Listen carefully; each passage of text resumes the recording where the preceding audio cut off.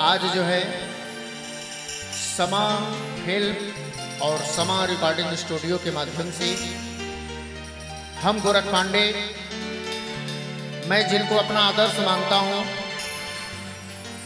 परम पूजनी श्री मनोज तिवारी मृदुल जी का एक भोजपुरी गीत आज इस स्टूडियो से गा रहा हूं, जिसके प्रोप्राइटर है राजन जी और मालिक और रिकॉर्डिस्ट हमारे मिस्टर हाकिम जी हैं।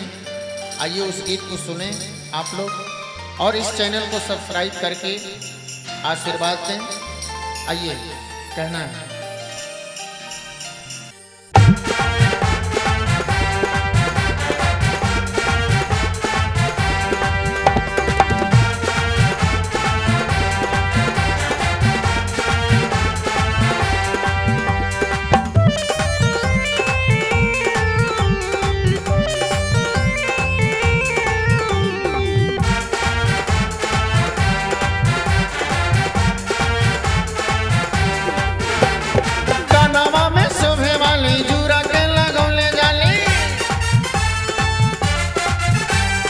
कानवा में सभे वाली जूरा के लगौले जाली, चार चले मत वाली बगल वाली जान मार ली हो, बगल वाली जान मार ली।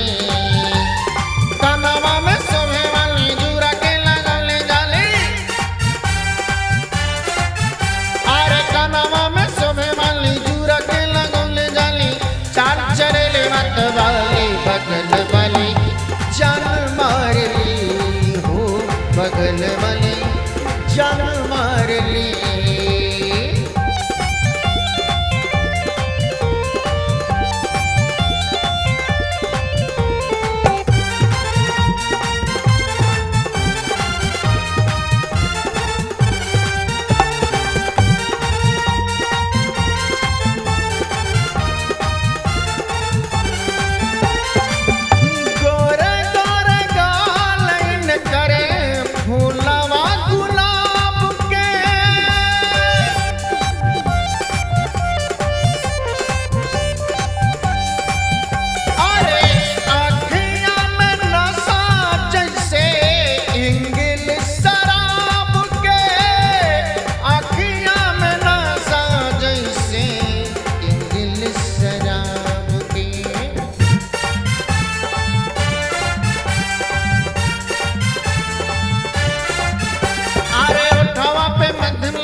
गजरारी नैन वाली,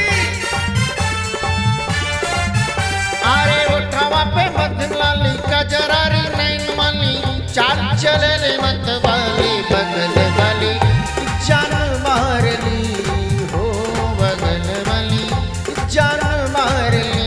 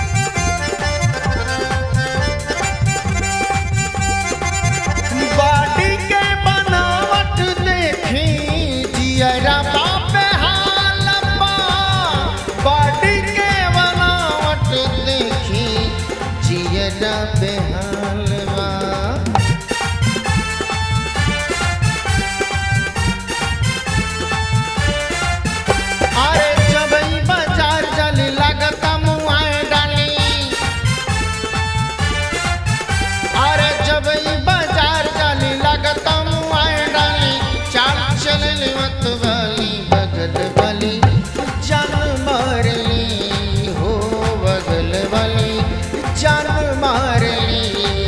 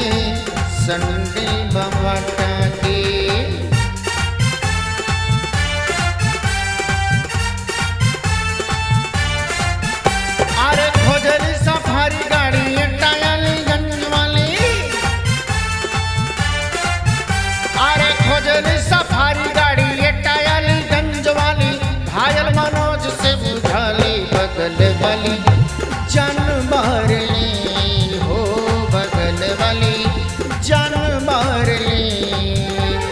कानावा में सभे वाली जूरा के लगौले जाली, अरे कानावा में सभे वाली जूरा के लगौले जाली। चाल चले मत वाली बगल वाली जान मार ली हो, बगल वाली जान मार ली हो, बगल वाली जान मार ली हो, बगल वाली जान मार ली हो, बगल वाली जान मार ली।